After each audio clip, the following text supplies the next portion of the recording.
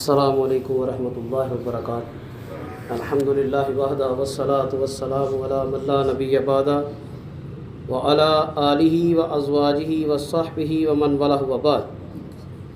عن عائشہ رضی اللہ عنہا قالت کان النبی صلی اللہ علیہ وآلہ وسلم اذا دخل العشر شد مئزرہ واحیا لیلہ وایقظ اہلہ او کما قال رسول صلی اللہ علیہ وسلم۔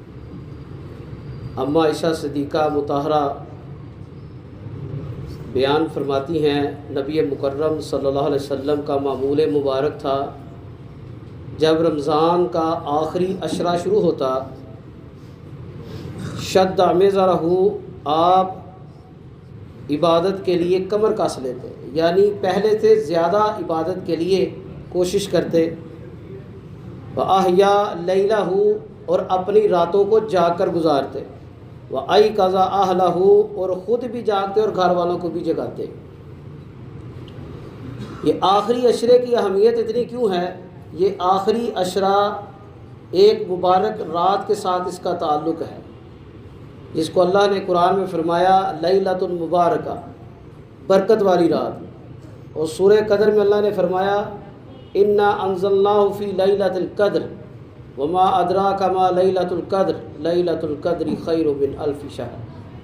ہم نے اس قرآن کو قدر و منزلت والی رات میں نازل کیا، اور تمہیں کیا پتہ کہ لیلۃ القدر کیا ہے؟ خیر من الف شہر۔ اللہ فرماتے ہیں اس رات کی اہمیت، اس میں کی جانے والی عبادت 1000 مہینوں میں کی جانے والی عبادت سے بہتر ہے۔ اس میں کوئی حد نہیں ہے کہ یہ رات 1000 مہینے کے برابر ہے۔ یہ عدد بیان ہوا ہے صرف اس لیے اس کی اہمیت بیان کی جائے کہ دنیا میں شاید ہی کسی کو یہ موقع ملے کہ وہ لگاتار 1000 مہینے تک بغیر رکے بغیر تھکے اللہ کی عبادت میں مشغول رہے۔ کوئی شخص ایسا نہیں ہے، حتیٰ کہ انبیاء علیہ الصلوۃ والسلام بھی آرام کیا کرتے تھے، کچھ حصہ دن کا رات کا وہ آرام میں گزارتے تھے۔ کوئی شخص لگاتار 1000 مہینے عبادت بھی کرے نا تو وہ لیلۃ القدر کی عبادت کو نہیں پہنچ سکتا، اور اللہ نے اس کو لیلہ مبارکہ کہا۔ یہ برکتوں والی رات ہے۔ اس رات کی اہمیت اللہ کی بارگاہ میں بہت ہی زیادہ ہے، اتنی زیادہ ہے کہ اللہ کے رسول صلی اللہ علیہ وسلم، ایک حدیث میں آتا ہے آپ سے جب پوچھا گیا لیلۃ القدر کے بارے میں، ایک میں آپ نے فرمایا اس کو رمضان کی طاق راتوں میں تلاش کرو، آخری عشرے کی، یعنی 21، 23، 25، 27، اور دوسری حدیث میں ہے کہ رمضان کے آخری عشرے میں اس کو تلاش کرو۔ یہ اس رات کی اہمیت نبی کریم صلی اللہ علیہ وسلم نے اپنی حیات مبارکہ میں جب تک آپ زندہ رہے آپ عبادت میں گزارتے تھے، آپ عبادت میں اس رات کو گزارا کرتے تھے۔ یہ جو حدیث کے الفاظ ہیں نا، وَأَحْيَا لَيْلَهُ، رات کو جاگ کر گزارتے، کچھ لوگوں نے اس کا غلط مفہوم لے لیا ہے کہ یہ جاگنے کی رات ہے۔ یہ رات عبادت کی رات ہے۔ ہماری عوام کیا کرتی ہے؟ افطاری کرتے ہیں، مسجد میں آ کے نماز پڑھی، تراویح پڑھی یا شبیلے کا کچھ حصہ پڑھا، اور بعد پھر گلیوں میں پھر بازاروں میں پھرتے رہتے ہیں۔ کوئی شاپنگ کر رہا ہے، کوئی دوستوں کے ساتھ چائے پینے نکل گیا، کوئی آؤٹنگ کر رہا ہے۔ یہ رات اس لیے نہیں بنی ہے۔ احیا لیلہ سے مراد یہ نہیں ہے کہ پوری رات آپ نے جاگتے رہنا ہے، اس سے مراد یہ ہے کہ جتنی زیادہ آپ عبادت کر سکتے ہیں اس رات میں عبادت کریں۔ آرام بھی کرنا ہے، سکون بھی کرنا ہے، لیکن جتنی دیر آپ جاگتے رہیں، سنت رسول کیا ہے، تاکید رسول صلی اللہ علیہ وسلم کیا ہے، اتنی دیر آپ عبادت کرتے رہیں۔ یا تو نوافل پڑھیں، اذکار کریں، قرآن کریم کی تلاوت کریں۔ یہ جو 20 دنوں میں کمی کوتاہی رہ گئی ہے نا، یہ اللہ نے اس کمی کوتاہی کو پورا کرنے کے لیے 10 راتوں کی نعمت عطا کی، اور اللہ نے ایک جگہ ان کی قسم کہی ہے وَلَيَالٍ عَشْرٍ، قسم ہے 10 راتوں کی۔ یہ اللہ کی بارگاہ میں بڑی ہی محبوب راتیں، جو ان میں سے بھی اللہ کی بارگاہ میں کچھ نہ کچھ حاصل کرنے سے محروم رہ گیا نا، وہ بد نصیب ہے۔ نبی مکرم نے فرمایا صلی اللہ علیہ وسلم نے جو بندہ لیلۃ القدر کو پاتا ہے لیکن اپنی بخشش نہیں کرواتا، وہ بندہ اللہ کی بارگاہ میں بد نصیب ہے۔ اللہ کے فضل اور توفیق سے رمضان ہم نے گزارا ہے، جو اللہ نے توفیق دی وہ عبادتیں کی ہیں، ریاضتیں کی ہیں، اذکار کیے، صدقات و صدقات کیے۔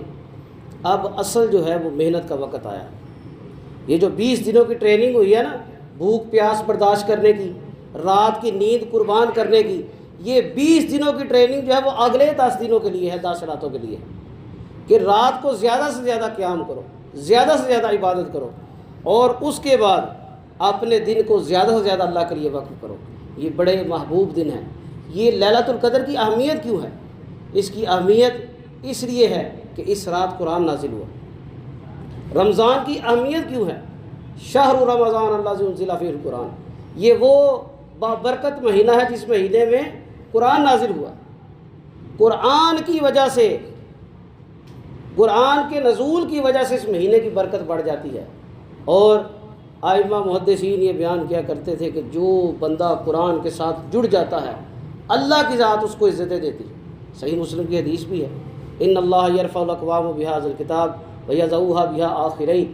اللہ تعالیٰ اس کتاب کی برکت سے، اس کتاب کے ساتھ جڑنے کی وجہ سے بہت سی قوموں کو بلند مرتبہ عطا کرتے ہیں، اور جو اس سے تعلق توڑتا ہے بہت سو کو اللہ ذلیل بھی کر دیتے ہیں۔ اگر میں اور آپ اللہ کی بارگاہ میں کامیابی چاہتے ہیں، عزت چاہتے ہیں، دنیا میں کوئی مقام مرتبہ عزت وقار چاہتے ہیں، اس کا ایک ہی قاعدہ ہے، قرآن سے تعلق بنا لیجیے، قرآن سے اپنے تعلق کو مضبوط کیجیے، اس کو پڑھیے، اس کو سمجھیے۔ یہ اچھی بات ہے کہ رمضان میں 1 2 3 ناظرہ قرآن ختم کرنا اچھی عادت ہے، سنت بھی ہے، لیکن رمضان کے اندر یہ نیت کریں اور ابتدا کریں، قرآن کو سمجھیں بھی۔ قرآن ہمیں کہنا کیا چاہتا ہے؟ ایک جگہ اللہ فرماتے ہیں ہدی للناس، قرآن تمام لوگوں کے لیے ہدایت ہے، اور سورہ بقرہ میں اللہ فرماتے ہیں ہدی للمتقین، متقین کے لیے ہدایت ہے۔ کچھ لوگوں کا دماغ خراب ہوا، انہوں نے قرآن پر اعتراض کیے، کہتے ہیں جی دیکھو کیسی کتاب ہے، ایک دفعہ مخاطب کرتی ہے جی تمام لوگوں کے لیے ہدایت ہے، پھر اپنی کتاب کے شروع میں کہتی ہے صرف متقین کے لیے ہدایت ہے۔ یہ قرآن میں تو یہ کنٹراڈکشن ہے، یہ تو اس میں اعتراض ہے، یہ حکم بدل گیا ہے۔ حالانکہ جو قرآن کو پڑھے اور سمجھے اس کو سمجھ آ جاتا ہے۔ قرآن بالاتفاق کائنات کے تمام لوگوں کے لیے ہدایت ہے، لیکن حقیقی معنوں میں کامیابی کن کو حاصل ہوتی ہے؟ جو اللہ کا تقوی اختیار کرتے ہیں۔ یہ ہدی للمتقین کے الفاظ کس لیے ہیں؟ جو لوگ اللہ سے ڈرنے والے ہیں، لوگوں میں سے جو اللہ سے ڈرتے ہیں، اللہ کے ساتھ لو لگاتے ہیں، اللہ کے لیے زندگی وقف کرتے ہیں، ان لوگوں کو قرآن کا صحیح فائدہ ہوتا ہے۔ اور بحیثیت عام انسان قرآن ہر بندے کو فائدہ دیتا ہے۔ ہم نے سنا ہے، دیکھا ہے، غیر مسلم نے قرآن پڑھا، اللہ نے اس کو ہدایت دی، وہ مسلمان ہو گئے۔ ایک شخص ہے وہ قرآن پر عمل نہیں کرتا، مسلمان ہے، کلمہ گو ہے، لیکن جب اس نے قرآن کو پڑھنا شروع کیا، سمجھنا شروع کیا، اللہ نے اس کا دل بدل دیا، وہ مبلغ اسلام بن گیا، وہ دین کا داعی بن گیا۔ تو یہ قرآن اپنے پڑھنے والوں کو بڑی عزتیں اور نعمتیں نوازتا ہے۔ اور اس بات کو ذہن نشین رکھیے، اللہ تعالیٰ اس شخص کو ضائع نہیں کرتے جو اپنا تعلق قرآن سے قائم کرتا ہے، کیونکہ اللہ کے رسول نے فرمایا ہے اللہ اس کتاب کے ذریعے بہت سی قوموں کو، بہت سے لوگوں کو کامیابی دیں گے، اور جو اسے چھوڑے گا اللہ اس کو ذلیل کریں گے۔ کسی عام آدمی کی بات نہیں ہے، اس ہستی کی بات ہے کہ جس کی زبان کی گواہی اللہ قرآن میں دیتے ہیں، وما ينطق عن الهوى ان هو الا وحی یوحی، میرے نبی کوئی بات ایسی نہیں فرماتے مگر وہ جو اللہ کی طرف سے وحی کی گئی۔